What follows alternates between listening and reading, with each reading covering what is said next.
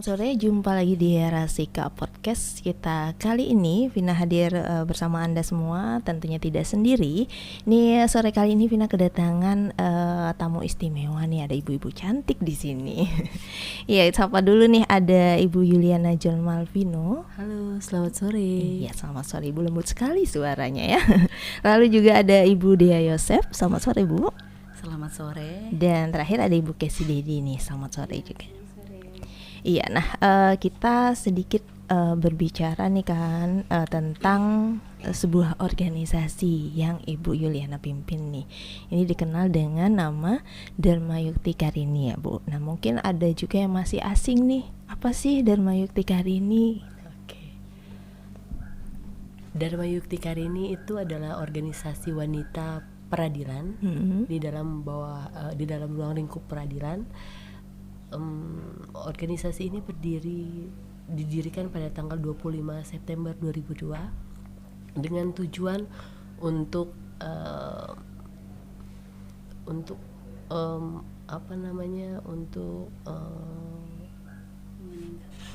meningkatkan mutu atau kualitas dari anggota sendiri, kemudian untuk meningkatkan persatuan antar anggota, kemudian untuk sebagai wadah wanita-wanita peradilan untuk berkarya, mengeluarkan belajar banyak hal di dalam organisasi.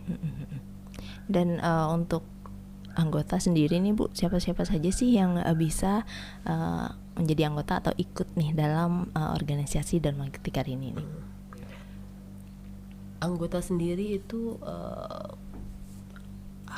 hakim wanita, kemudian istri hakim, kemudian istri dari pejabat fungsional, kemudian karyawati, dan istri dari karyawan sendiri bisa bergabung. Oh ya, jadi ini kita bilang organisasi untuk lingkup instansi sendiri lah ya Bu ya, instansi pengadilan negeri dalam hal ini. Ya, nah mungkin selanjutnya nih kita masuk ke apa saja sih yang menjadi program kerja dari Dharma Yukti Karini khususnya yang ada di Kapuas Hulu nih. Oke. Kalau program kerja sendiri kita tuh ada 4 program kerja dari berbagai macam bidang. Yang pertama itu bidang organisasi. Itu kalau bidang organisasi itu punya program unggulan sendiri. Program unggulannya itu apa Bu Sekri? Bisa dijelaskan? Program unggulan untuk bidang organisasi itu salah satunya kita perayaan hari ulang tahun Dharma Yukti Karini sendiri. Kemudian juga kita fokus pada pertemuan rutin dan juga pertemuan daerah ya. Itu untuk organisasi.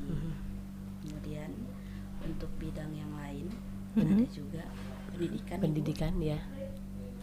Kalau untuk pendidikan kita fokusnya ke memperdalam atau menambah pengetahuan anggota kita dengan biasanya mengundang narasumber seperti itu. Seperti tahun lalu Ibu ya, kita ada mengundang narasumber untuk pencegahan kanker serviks seperti itu. Kemudian kita juga pernah mengadakan kelas make up untuk mempercantik dari anggota sendiri. Dan yang paling kita banggakan itu adalah bantuan beasiswa untuk anggota, tidak hanya yang tidak mampu tapi juga yang berprestasi, tidak hanya untuk anak-anak anggota tapi juga anggota yang sedang bersekolah atau berkuliah lagi juga bisa mendapatkannya. Kemudian kita juga ada di bidang ekonomi. Ekonomi. Nah, ekonomi itu kita kegiatannya biasanya bazar. Bazar itu termasuk program unggulan kita karena yang kita pasarkan itu adalah hasil dari kreativitas anggota. Kemudian juga kita ada penjualan atribut seperti itu ya Bu ya. Atribut seperti seragam atau kalender seperti itu. Kemudian yang terakhir kita di bidang sosial budaya. seperti namanya saja sosial ya Bu ya. Jadi kita lebih ke contoh yang sederhana, menjenguk anggota yang sakit, yang melahirkan atau sedang berduka. Dan program unggulan dari sosial budaya itu sendiri adalah bakti sosial atau anjang sana ke panti asuhan.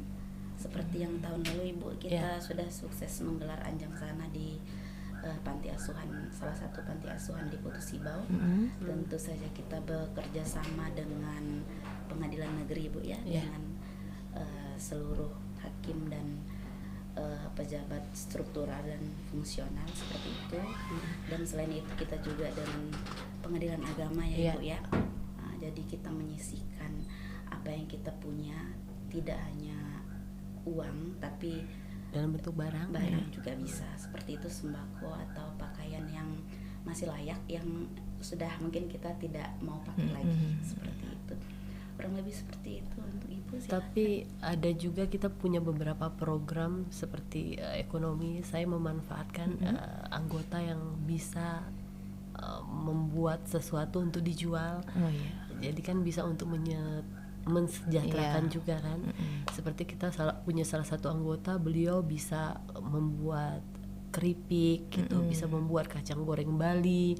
Nah, hasil produk ini bukan kita jual di sini saja. Jadi ketika kita bazar di musyawarah daerah itu, pertemuan musyawarah daerah kan tuh mengadakan bazar juga. Nah, produk-produk dari anggota kami ini kita bawa untuk dijual dan dipasarkan. Umpamanya di sini khasnya kerupuk basah, ada yang bisa bikin kerupuk basah, kita bawa. Terus kemudian madu hutan yang bukan peternakan ya, kita bawa juga hasilnya ke sana. Jadi sangat-sangat membantu. Terus kemudian ada program-program pelatihan, karena gini, banyak anggota kita yang sudah bergabung tapi ketika disuruh, saya nggak bisa. Saya nggak paham Bu, saya nggak berani tampil. Nah itu yang di sini saya mau tekankan, semua harus bisa. Untuk itu saya bersama dengan seksi organisasi, ketua seksi organisasi, kita mengadakan yang namanya program kerja selama setahun. Nah dari program kerja selama setahun itu juga dibikinkan jadwal setiap pertemuan daerah, siapa yang menjadi MC-nya, siapa yang menjadi pembawa acaranya, terus dirijennya, kemudian notulennya. Jadi setiap ibu-ibu ini harus bisa mengambil peran yang sama. Jadi tidak boleh ada rasa takut lagi, sehingga terciptalah ibu-ibu yang berani tampil, yang tadinya ibu aja lah, saya kan nggak bisa gitu, nggak ngerti, nggak paham gitu. Nah berikutnya juga kita rencananya ini kalau tidak di bulan Maret akhir atau bulan April, untuk pertama kalinya Putu Sibau itu menjadi tuan rumah pertemuan daerah se-Kalimantan Barat. Event yang sangat besar. Untuk pertama kalinya dari pertama kali pengadilan Putu Sibau dibangun. Ini pertama kali.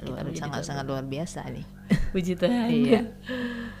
Dan mungkin dalam rangka ini tadi ya Bu ya, mungkin persiapan apa nih yang sudah Dharma Yuktikar ini lakukan sejauh ini untuk mempersiapkan tadi event tersebut? Untuk mempersiapkannya sih kita sudah sekitar 80% ya.